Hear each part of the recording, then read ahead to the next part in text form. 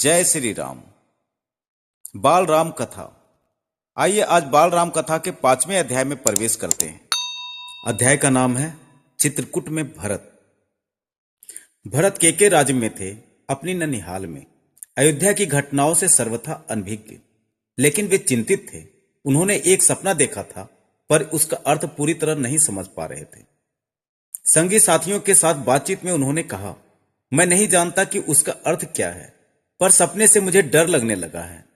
मैंने देखा कि समुद्र सूख गया, चंद्रमा धरती पर गिर पड़े, वृक्ष सूख गए। एक राक्षसी पिता को खींच कर ले जा रही है। वे रथ पर बैठे हैं, रथ गधे खींच रहे हैं। जिस समय भरत मित्रों को अपना सपना सुना रहे थे, ठीक उसी समय अयोध्या से घुड़सवार दूत वहां पहुंचे। घुड़सवारों ने छोटा रास्ता चुना था जल्दी पहुंचने के लिए। भरत को संदेश मिला, वे तत्काल अयोध्या जाने के लिए तैयार हो गए। ननिहाल में भरत का मन नहीं लग रहा था, उचट गया था। वे अयोध्या पहुंचने को उतावले थे। केकेराज ने भरत को विदा किया, 100 रथों और सेना के साथ। उन्हें घुड़सवारों से अधिक समय लगा, लंबा रास्ता पकड़ना पड़ा। सेना और रथ खेतों से होकर नहीं जा सकते थे। वे 8 दिन बाद अयोध्या पहुंचे, नदी पर्वत लांघते, थके हुए और चिंतित। भरत ने अयोध्या नगरी को दूर से देखा। नगर उन्हें सामान्य नहीं लगा, बदला बदला सा। अनिष्ट की आशंका उनके मन में और गहरी हो गई। यह मेरी अयोध्या नहीं है, क्या हो गया है इसे? उन्होंने पूछा। सड़कें सूनी हैं, बाग बगीचे उदास हैं। सब लोग कहाँ गए? वह तुमुल नाद कहाँ है? बच्चे भी कलरव नहीं कर रहे हैं। इतनी चुप्पी क्यों? किसी ने भरत के प्रश्नों का उत्तर नहीं दिया। नगर पहुंचते ही भरत सीधे राजभवन गए, महाराज दशरथ के प्रसाद की ओर। महाराज वहां नहीं थे। फिर वे कैकेयी के महल की ओर बढ़े। मां ने आगे बढ़कर पुत्र को गले लगा लिया, परंतु भरत की आंखें पिता को ढूंढ रही थी। उन्होंने मां से पूछा, पुत्र तुम्हारे पिता चले गए हैं, वहां जहां एक दिन हम सबको जाना है। उनका निधन हो गया। भरत यह सुनते ही शोक में डूब गए, पछाड़ खाकर गिर पड़े, विलाप करने लगे। मां कैकेयी ने उन्हें उठाया, ढांढस बांधाया, कहा, उठो पुत्र, यशस्वी कुमार शोक नहीं करते। तुम्हारा इस प्रकार दुखी होना उचित नहीं है, राजगुणों के विरुद्ध है, अपने को संभालो। क्या से क्या हो गया? भरत यह मानकर चल रहे थे कि पिता राज्याभिषेक की तैयारियों में व्यस्त होंगे। सब कुछ उल्टा हो गया। उन्होंने मेरे लिए कोई संदेश दिया? भरत ने मां से पूछा। नहीं, अंतिम समय में उनके मुंह से केवल 3 शब्द निकले हैं, हे राम, हे सीते, हे लक्ष्मण। तुम्हारे लिए कुछ नहीं कहा। भरत व्याकुल थे, विकलता बढ़ती ही जा रही थी। वह तुरंत राम के पास जाना चाहते थे। महाराज ने उन्हें वनवास दे दिया है 14 वर्ष के लिए। सीता और लक्ष्मण भी राम के साथ गए हैं। कैकेयी ने भरत का मन पढ़ते हुए कहा। वह जानती थी कि भरत यहां से सीधे राम के पास ही जाएंगे, परंतु वनवास क्यों? भ्राता राम से कोई अपराध हुआ? राम ने कोई अपराध नहीं किया। महाराज ने उन्हें दंड भी नहीं दिया। इसके लिए मैंने महाराज दशरथ से प्रार्थना की थी। मुझे तुम्हारे हित में यही उचित लगा। मैं तुम्हारा अहित नहीं देख सकती थी, कैकेयी ने कहा। वरदान की पूरी कथा सुनाते हुए उन्होंने कहा, उठो पुत्र, राजगद्दी संभालो। अयोध्या का निष्कंटक राज्य अब तुम्हारा है। भरत अपना क्रोध रोक नहीं सके, चीख पड़े, यह तुमने क्या किया माते? ऐसा अनर्थ, घोर अपराध, अपराधनी हो तुम। वन तुम्हें जाना चाहिए था, राम को नहीं। मेरे लिए यह राज अर्थहीन है। पिता को खोकर, भाई से बिछड़कर, नहीं चाहिए मुझे ऐसा राज्य। इस बीच मंत्रीगण और सभासद भी वहां आ गए। भरत बोलते रहे, तुमने पाप किया है माते। इतना साहस कहां से आया तुम में? किसने तुम्हारी बुद्धि भ्रष्ट की? उल्टा पाठ किसने पढ़ाया? यह अपराध अक्षम्य है। मैं राजपद नहीं ग्रहण करूंगा। तुमने ऐसा सोचा कैसे? सभासदों की ओर मुड़ते हुए भरत ने हाथ जोड़कर कहा, आप भी सुन ले, मेरी मां ने जो किया है उसमें मेरा कोई हाथ नहीं है। मैं राम की सौगंध खाकर कहता हूं, मैं राम के पास जाऊंगा, उन्हें मनाकर लाऊंगा, प्रार्थना करूंगा कि वे गद्दी संभाले, मैं दास बनकर रहूंगा। भरत बहुत उत्तेजित हो गए थे, स्वयं पर नियंत्रण नहीं रख सके। बोलते बोलते उनकी सांस उखड़ने लगी। वे चकराकर धरती पर गिर पड़े। सुध-बुध लौटी तो भरत रानी कौशल्या के महल की ओर चल पड़े। उनसे लिपटकर बच्चों की तरह बिलख कर रोए, उनके चरणों में गिर पड़े। कौशल्या आहत थी। उन्होंने कहा, पुत्र, तुम्हारी मनोकामना पूरी हुई।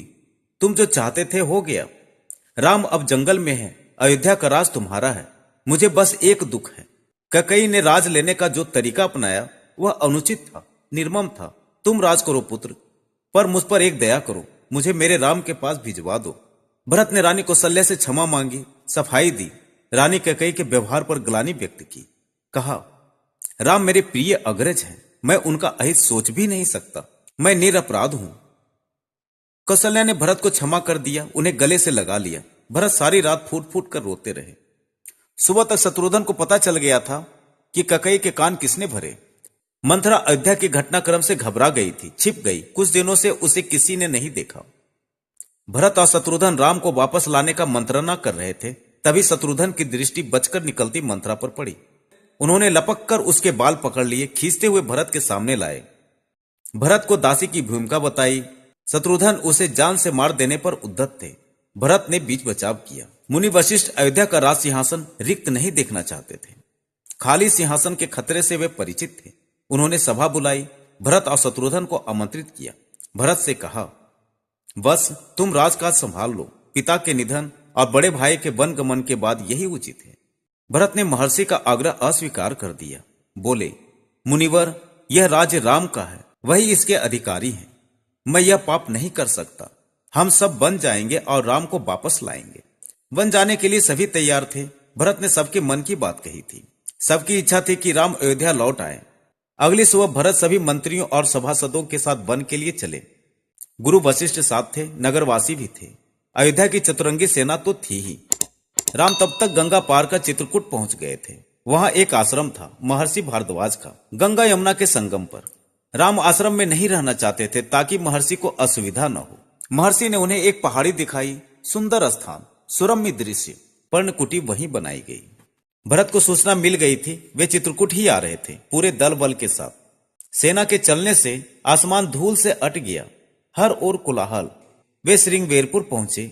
निषाद राज गुह को सेना देखकर कुछ संदेह हुआ, कहीं राजमद में आकर भरत राम पर आक्रमण करने तो नहीं जा रहे हैं।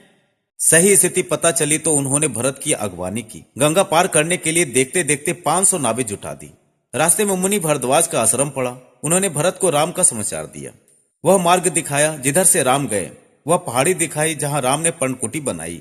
अयोध्या वासियों ने रात आश्रम में ही बिताई, इस संतोष के साथ कि राम अब दूर नहीं है। आगे जंगल घना था। सेना चली तो वन में खलबली मच गई। जानवर इधर उधर भागने लगे। पक्षियों ने अपना बसेरा छोड़ दिया। छोटी वनस्पतियां सेना के पांव तले कुचल गई। बड़े वृक्ष थरथरा उठे। राम और सीता पर्णकुटी में थे। लक्ष्मण पहरा दे रहे थे। कोलाहल उन्होंने भी सुना। वे एक ऊंचे पेड़ पर चढ़ गए देखने के लिए कि मामला क्या है। लक्ष्मण ने देखा कि विराट सेना चली आ रही है। सेना का ध्वज जाना पहचाना था, अयोध्या की सेना थी। वे उत्तर की ओर से आगे बढ़ रहे थे। लक्ष्मण ने पेड़ से ही चीखकर कहा, भैया, भरत सेना के साथ इधर आ रहे हैं। लगता है वे हमें मार डालना चाहते हैं ताकि एक छत्र राज कर सके। राम कुटी से बाहर आए। उन्होंने लक्ष्मण को समझाया, भरत हम पर हमला नहीं करेगा, कभी नहीं। वह हम लोगों से भेंट करने आ रहा होगा। राम ने कहा, भेंट के लिए सेना के साथ आने का क्या औचित्य? दो भाइयों के मिलन में सेना का क्या काम? लक्ष्मण आश्वस्त नहीं थे। वे सेना पर आक्रमण करना चाहते थे। राम ने उन्हें रोक दिया। वीर पुरुष धैर्य का साथ कभी नहीं छोड़ते। कुछ समय प्रतीक्षा करो। इस प्रकार का उतावलापन उचित नहीं है। भरत ने सेना पहाड़ी के नीचे रोक दी। नगरवासियों से वहीं ठहरने को कहा। कोलाहल थम गया। उसकी जगह पुनः वन की नैसर्गिक शांति ने ले ली।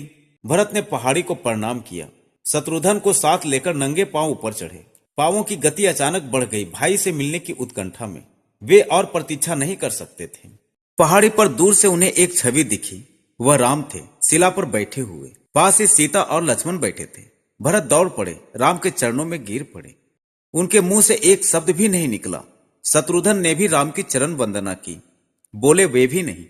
उन्होंने दोनों को उठाकर सीने से लगा लिया। सबकी आंखों में आंसू थे। भरत साहस नहीं जुटा पा रहे थे बड़े भाई को यह सूचना देने का कि पिता दशरथ नहीं रहे। एक दुखद समाचार है भ्राता, बहुत कठिनाई से उन्होंने कहा। पिता दशरथ नहीं रहे। आपके आने के 6ठे दिन दुख में प्राण त्याग दिए।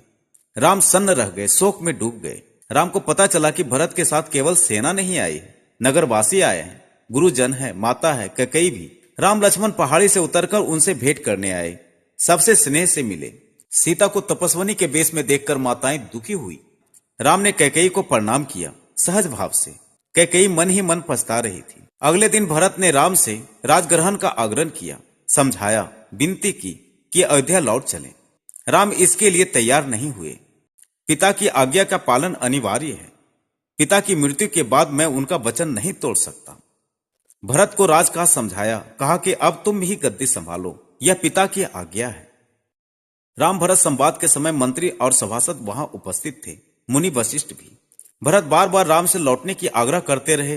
राम हर बार पूरी विनम्रता और दृढ़ता के साथ इसे अस्वीकार करते रहे। महर्षि वशिष्ठ ने कहा, राम, रघुकुल की परंपरा में राजा ज्येष्ठ पुत्र ही होता है। तुम्हें अयोध्या लौटकर अपना दायित्व निभाना चाहिए, इसी में कुल का मान है। राम ने बहुत संयत स्वर में कहा, चाहे चंद्रमा अपनी चमक छोड़ दे, सूर्य पानी की तरह ठंडा हो जाए, हिमालय शीतल न रहे, समुद्र की मर्यादा भंग हो जाए, परंतु मैं पिता की आज्ञा से विरत नहीं हो सकता। मैं उन्हीं की आज्ञा से वन आया हूं, उन्हीं की आज्ञा से भरत को राजगद्दी संभालनी चाहिए। राम किसी तरह लौटने को तैयार नहीं हुए। भरत के चेहरे पर निराशा के भाव थे, वे विफल हो गए थे राम को मनाने में। आप नहीं लौटेंगे तो मैं भी खाली हाथ नहीं जाऊंगा।